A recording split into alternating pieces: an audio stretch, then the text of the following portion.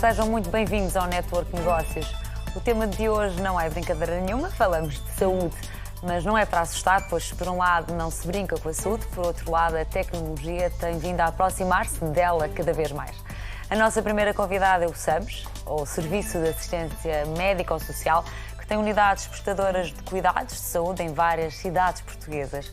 O seu serviço assenta em critérios como a qualidade e a inovação, projetando a medicina para o futuro. E se falamos do futuro, temos de falar da digitalização da saúde.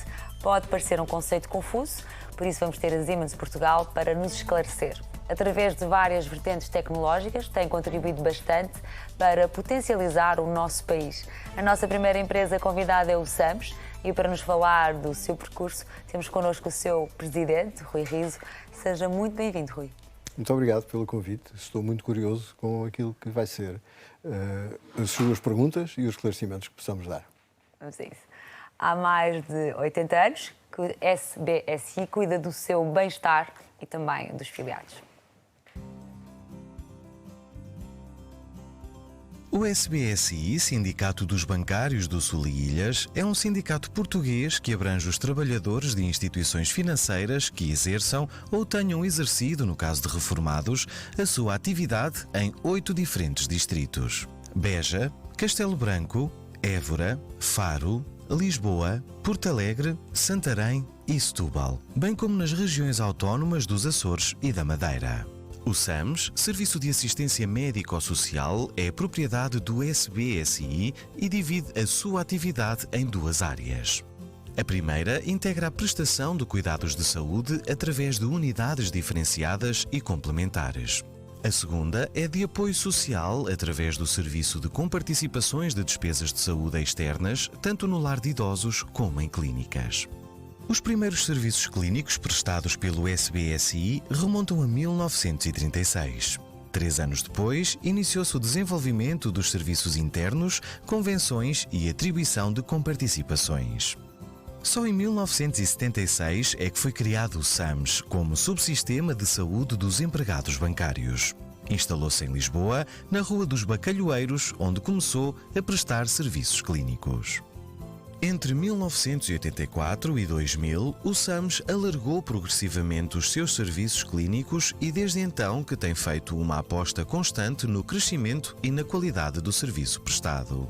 Com um volume de negócios de 141 milhões de euros, um quadro de pessoal formado por 1.443 colaboradores e uma atividade ampla e diversificada, é uma organização assinalável no tecido empresarial e institucional nacional.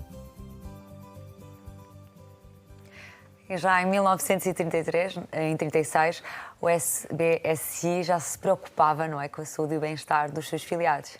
Já, a banca, de uma maneira geral, pelas suas características, não participou muito nos vários esforços públicos que haviam para o bem-estar de todos os portugueses. Por isso mesmo tinha um regime de pensões diferente daquilo que era a generalidade dos portugueses e por isso também tinha algum apoio na saúde também diferente daquilo que havia ao tempo. E o Sindicato dos Bancários do Sul e Ilhas começou muito cedo a ter alguns serviços médicos de apoio aos bancários, nomeadamente Lisboa, porque em Lisboa se concentrava o maior número deles. E como é que mais tarde, em 76, foi criado o SAMS? Olhe, o SAMS originalmente é criado em 75 para começar a funcionar em 76. Em pouco tempo se conta essa história. A banca estava toda nacionalizada. Cada banco, como eu já disse, tinha alguns apoios na saúde, ou para os trabalhadores ou para as famílias, uns para todos, outros só para alguns, uns que ajudavam na consulta médica nos medicamentos, outros só ajudavam em parte dessas coisas. Enfim, e com a banca toda nacionalizada, os sindicatos na altura juntaram-se e desapareceu há muito pouco tempo um dos principais fundadores do SAMS, o Delmir Carreira, e que se juntou e reclamou perante o ministro Marcelo Curto, ao tempo, o Ministro do Trabalho, que se deviam nivelar as condições dos trabalhadores bancários, as condições de trabalho dos trabalhadores bancários, porque os bancos eram todos do mesmo patrão, todos do Estado, e é também nesse contexto do nivelamento que aparece o nivelamento também das questões da saúde.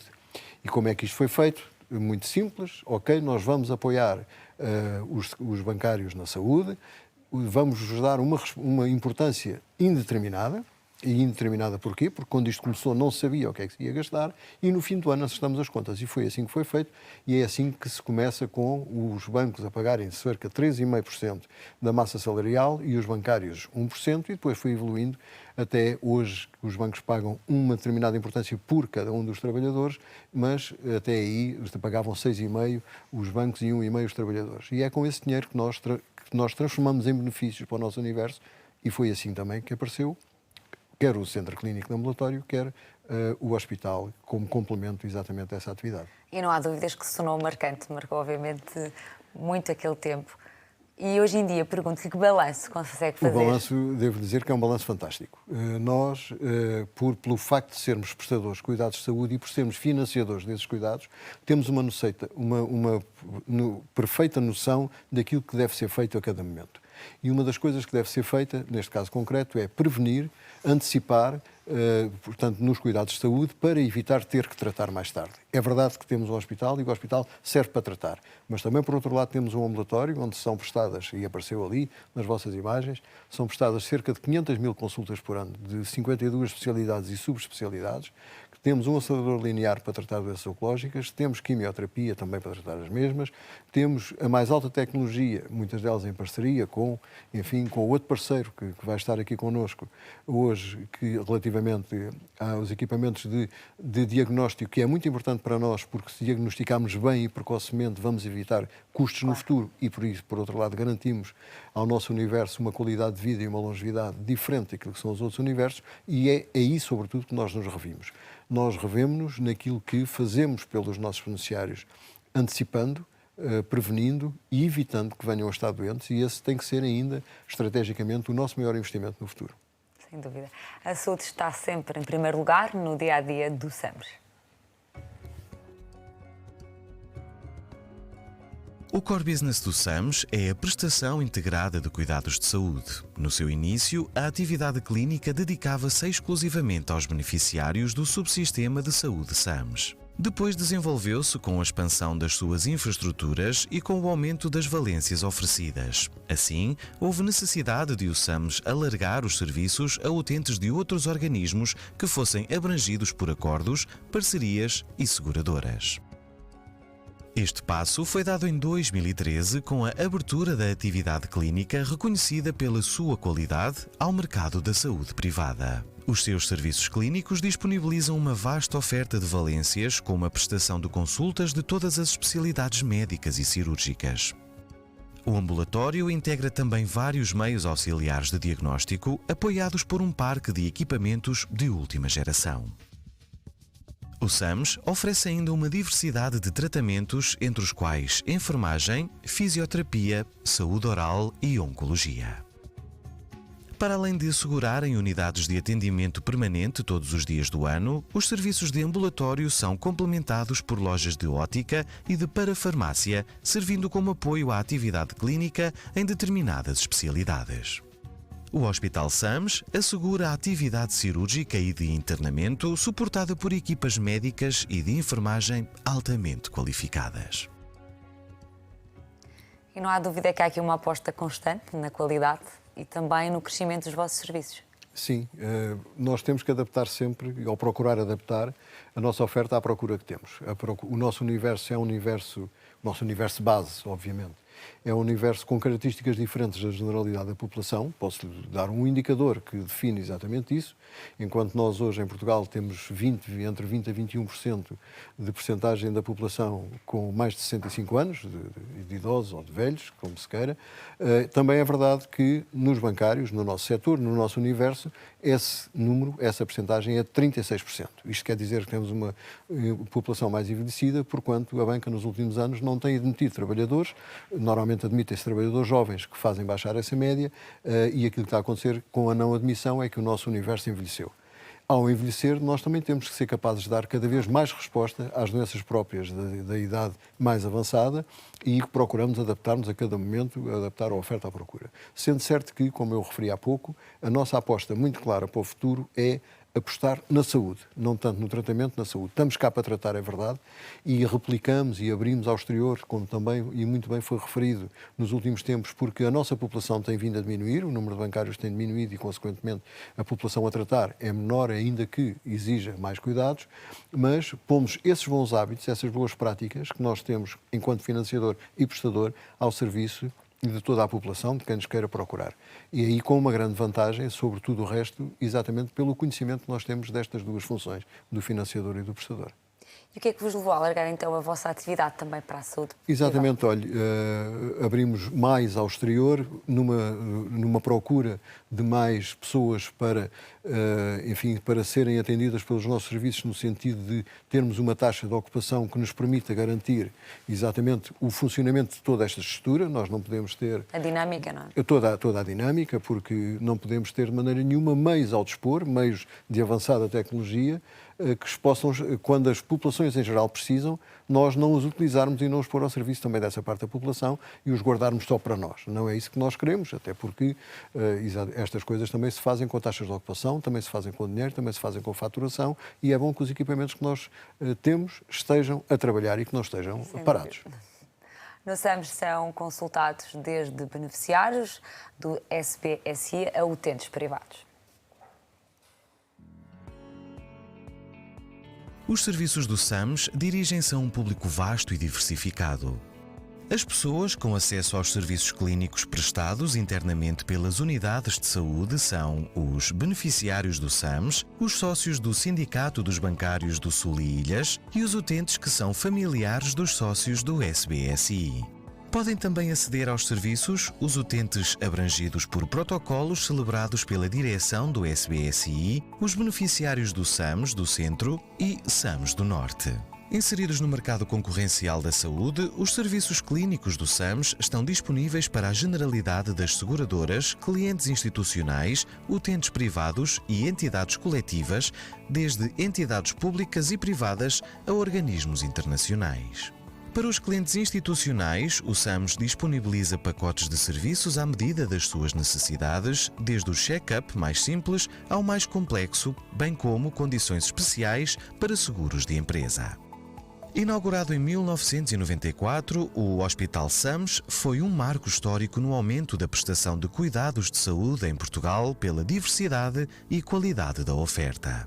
Para os serviços de ambulatório, o SAMS possui o Centro Clínico de Lisboa e 8 clínicas SAMS em Almada, Amadora, Barreiro, Odivelas, Parede, Santarém, Torres Vedras e SAMS Isqueté. Conta ainda com 9 clínicas SAMS em secções regionais como Angra do Heroísmo, Castelo Branco, Covilhã, Évora, Faro, Funchal, Horta, Ponta Delgada e Tomar.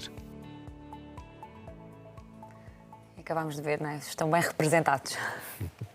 Quem vos procura mais, os vossos filiados ou utentes de saúde privada? Os nossos filiados, porque existe uma longa tradição e, aliás, essa tradição, como eu disse, permite que nós tenhamos um conhecimento maior sobre as patologias que afetam este universo e isso obriga-nos a focar-nos mais naquilo que é preciso antecipar. Há patologias que, de uma maneira geral, no nosso universo, existem com muito menor frequência do que existe no resto da população. E isso é um sinal muito claro de que aquilo que fazemos temos feito bem. A eficácia. Sim, a eficácia. E também os próprios beneficiários e beneficiárias estarem habituados a ir ao médico com regularidade para poder, enfim, melhorar e prevenir no futuro. E o que é que vos levou a criar o Hospital do SAMS? O hospital foi na sequência também de uma referência que eu fiz há pouco. Os bancários não tinham qualquer apoio por parte do Estado. Aliás, a contratação coletiva, que é aí que os SAMS radicam, na contratação coletiva estabelecida entre os sindicatos e os bancos, diz que enquanto não houvesse SNS, que os SAMS existiriam sempre. Na última revisão de fundo que se fez à contratação coletiva, esse enquanto desapareceu, quer dizer que hoje os próprios bancos, enquanto empregadores, reconhecem a importância do SAMS e dos cuidados de saúde, porque também eles próprios convivem com um número de trabalhadores mais saudável do que não havendo este apoio na saúde, E o hospital é exatamente o culminar de todo esse processo. Tínhamos um ambulatório, mas não tínhamos hospital, e o nosso hospital foi fundado em 94. Acabou de fazer 25 anos, e é bom lembrar que, na altura, não havia hospitais privados em Lisboa. E o nosso hospital tinha características de hospital, propriamente dito. Não era uma clínica, era mesmo um hospital, com médicos residentes. Ainda hoje temos um grupo de médicos, um vasto grupo de médicos residente, e, portanto, que tem a filosofia de um hospital propriamente dito. O lema era, e penso que ainda hoje poderá ser, que é o hospital onde os doentes passam e os médicos ficam, ao contrário daquilo que havia de antes, é que o doente ficava e o médico passava. Portanto, e nós quisemos, durante a fundação e na fundação do hospital, que fosse exatamente o contrário. Portanto, um balanço muito positivo destes muito 25 positivo, anos. com certeza.